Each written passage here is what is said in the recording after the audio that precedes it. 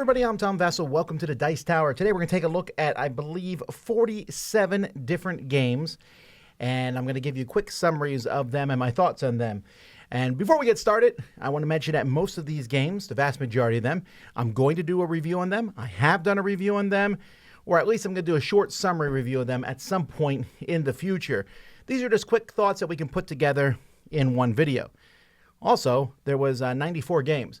So I'm doing half of them this week, 47 this week, and the other 47 next week. So let's get the timer ready, and here we go. We're going to start with Ayay. This is a Mancala kind of tableau building game where you're putting cards out in front of yourself and then moving tokens, dropping the tokens that you also spend to buy the cards. It's a nice, beautiful little game that just feels different than many things out there. 7 out of 10. Yarz, I believe. This is a Steve Finn game about planting and moving kind of a nice big giant rondelle, moving around a board, planting stuff. It doesn't look very good. And I was very much enjoying it till it went on and on and on and on. So not a great game, unfortunately. It's okay. 6 out of 10. Altered. This is the new trading card game that's not getting as much buzz as Lorcana and Star Wars, but has a funky, weird online, selling of cards. There's some weird stuff to it. I'm not talking about that. The game itself works very well. Nice back and forth. Almost feels like a card game rather than a trading card game. 7 out of 10. Andromedas Edge, 8.5, and it just keeps going higher. Actually, it might even be a 9 for me at this point in time. I'm changing my rating here to a 9. It's such a good game. I'm really having a great time with this reworking of Dwellings of Elder Vale in space. It's a bonkers of a setup, but it is a lot of fun. Acorn ISM. This is a small Japanese game about tile laying. Unfortunately, it has so many rules about the tile laying that the tile laying is essentially that, when you're a kid and you played the connect the box thing and you didn't want to do the third line so someone else could do the fourth, that's this game, a 4 out of 10. Arcs. Well, we've been talking about Arcs. Everyone is talking about how great and amazing Arcs is, and I will say it's a very solid, good game. A game that uses trick-taking as a mechanism to move the stuff around. Right now, my rating is at an 8. I think it's very enjoyable. It wasn't what I was expecting. I think it's very cool and good. I don't know if it will go up or not. We'll have to see. The Arcs Leader Pack, unfortunately for me, is a 7. That's fine, but I don't know that I need to play it with Arcs. It just adds, some asymmetrical stuff. I don't like the fact that it gives you a negative trait. I'm not a huge fan of that, but it's different. Babylon. This is a game in which you are building a 3-dimensional board of the Hanging Gardens. Unfortunately, some of the plastic pieces are bent, and it's not as cool as I thought it would be. It's more of a study of... It's like a 2D tile laying game, but made 3D, if that makes sense. It's just okay. 6 out of 10. Beyond the Horizon. This is Beyond the Sun, redone again with much nicer graphics. Not a great rule book, but better graphics. It's about 90%, maybe 85% the same as Beyond the Sun to me. I like the space theme better, although this one looks good. It's still a solid game, 8 out of 10. Big Time Boxing. This is a boxing game, a simulator, where you're kind of just watching the game. You don't really make any kind of real decisions in this game. You pick the card to play, and then you see what happens. 5 out of 10. I'm not really a big fan of it. Biome. This is a tableau builder that's going to look a lot like Wingspan, but it has nests for baby chicks and baby rabbits that you can then send your predators to go eat from your opponents. There's a lot of interesting things going on in this game. I really enjoyed it. Biome, 7.5. Biomes. This is a very different game where you're placing these round pawns kind of in this circular track. It's very abstract. You're building a planet. There's some interesting ideas, but at the end of the day, it's fine. 6 out of 10. Blank Slate Challenge. This is a new version of Blank Slate, but you basically just have a partner and you have the topic and you're trying to match them twice on the same topic.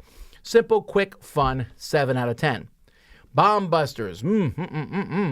Such a deliciously good game of logic and deduction. You're working together as a team trying to cut the right wires. Very fun. 8.5. Castle Combo. This is a kind of a filler style game in which you're placing 9 cards, and each card is going to score differently on how you place it. There's some rules about getting them. It's a nice little easy game to play. 7.5. Clans of Midgard. I enjoyed this the first time when it was called Boomerang. That's the problem with this game. It's almost a direct lift of another game called Boomerang. There is some changes to the game where there's some area control, but I don't really enjoy the changes that they made. And it has the new theme of the Champions of Midgard stuff. It's not that great, actually. 5 out of 10. I hate this game. You're making weird noises like Dalumako, and you're trying to get people to guess words where they go based on that, except everyone who's trying to guess you also must speak in the weird language. 4 out of 10. Defenders of the Wild. This is a cooperative game, which kind of feels like every other cooperative game out there. Bad things happen, and it's kind of fiddly. You're running around and stopping these machines from doing things. It's animals versus machines. I didn't really care for it. 5 out of 10. Slice and Dice. This is a pizza game. It's a roll and write game where you're rolling, and then you're putting dots on a big pizza and slicing it into little slices, trying to get points that way. Fun theme and fun game. 7.5. Explorers of Navarre. This is a game in which you are collecting cards over the course of the game and then activating bonuses, moving on tracks and things, and these cards are going to give you bonuses, and the cards all have synchronization with each other. But I'm making it sound complex. It's a lot lighter than you might think, and it has a really cute theme to it. A 7 out of 10.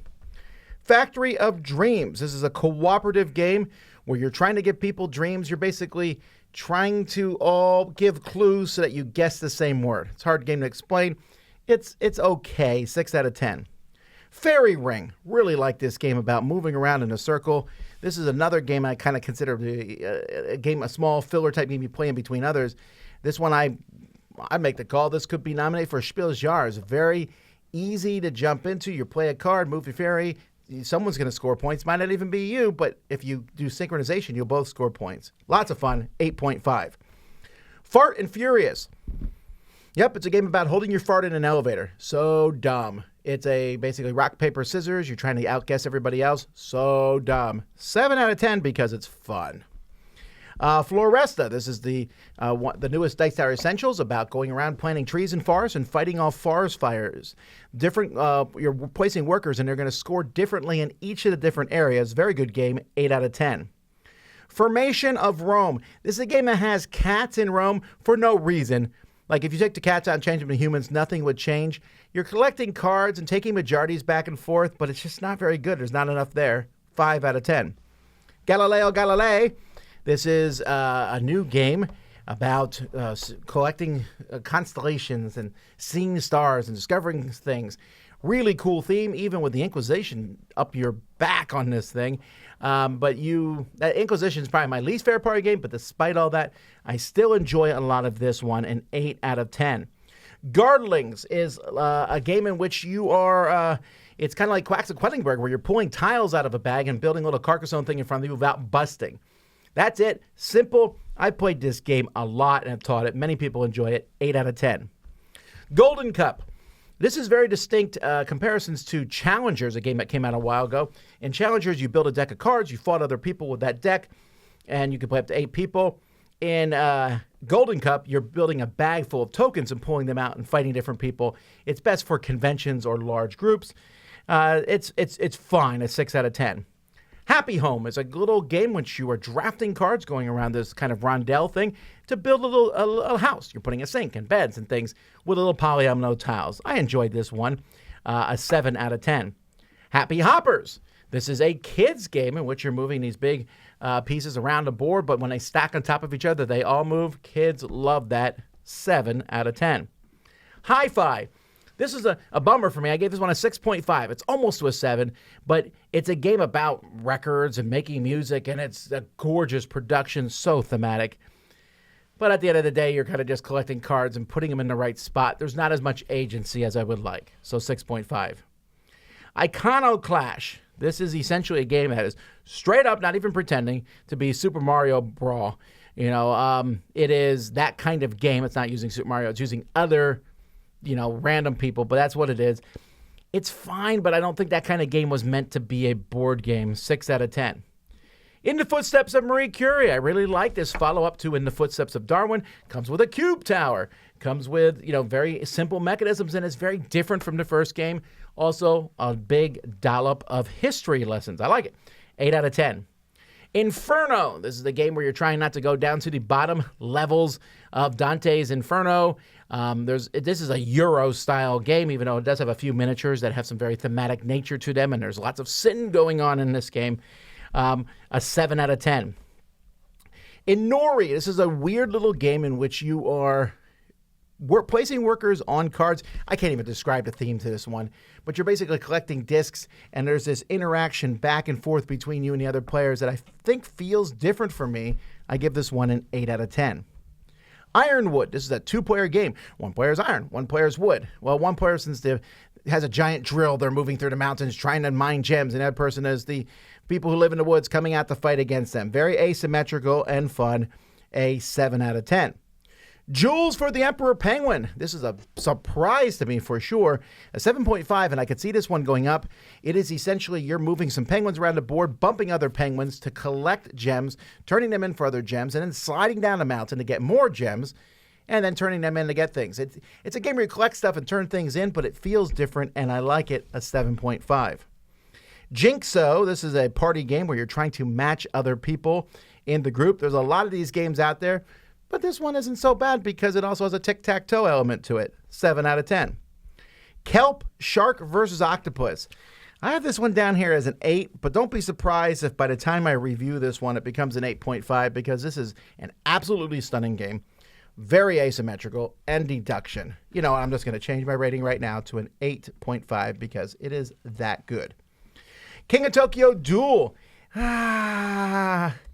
I'm sorry, I just don't really like this game. I know that I love King of Tokyo, but the dual version doesn't work for me, if nothing, because it feels incredibly random, and it can be over super quick. That might not bother a lot of people, and it could just be me, but this is a 5 out of 10. Chronologic Paris 1920, the first of a trilogy of games here with deduction. Man, oh man, I like this game a lot. 8.5. You're moving around. Well, no, I'm sorry, you're not moving around. The people are moving around, and you're looking at different times and asking questions where you get 2 pieces of information and everyone else at the table gets 1 piece. And you're just trying to beat everyone else to figure out who stole something, who killed someone. Really good game. Land of the Mesozoic. Man, I wanted to like this game, but it is simply entirely too slow. It's beautiful art. It's a tableau building game, but it's a 4 out of 10 because it builds up too slow. Lord of the Rings, The Duel. This is a fantastic reworking of Seven Wonders Duel with the Lord of the Rings theme. Now, both of those had me suspicious because, just is it a cash grab? Well, maybe it is, but I'll tell you what, it is a better version of the original game. 3 different ways to victory, a fun seesaw back and forth, 8.5. Magic Maze Tower is a puzzly version of Magic Maze. You still can play with other people cooperatively, but you're working together to solve one of, 70, 80 puzzles in the box. And they're a lot of fun, and you have to figure them out. Really great production, too. 8 out of 10. Manhattan Project War Machine. Man, I'm bummed by this one. It looks so cool. The designer has a lot of good ideas. Really bad production values. The publisher made a lot of weird calls on what they did. And there's these buildings you get that you think you'll be able to use, but you only get to use them a couple times. Unfortunately, this one was a 5 out of 10. Marvel Word Around. Word Around is a game in which there's a bunch of letters in a circle and you figure out what the word is. This one's Marvel. Well, I like it. 7 out of 10. And Middle Ages, which is a reprint of an older game in Her Majesty's service or something like that. For Her Majesty or whatever the original game was. Beautiful production, except for who picked that name, Middle Ages. But it works really well. Drafting tiles, King Domino style. Putting them down into a beautiful tableau and scoring points. This is a nice filler style game that I very much enjoy. 8 out of 10. Boom! 13 minutes, 14 seconds. There you go, folks. 47 games. Come back next week where I do another 47. But until then, I'm Tom Vasel, and you've been watching 47 games in 13 minutes on the Dice Tower.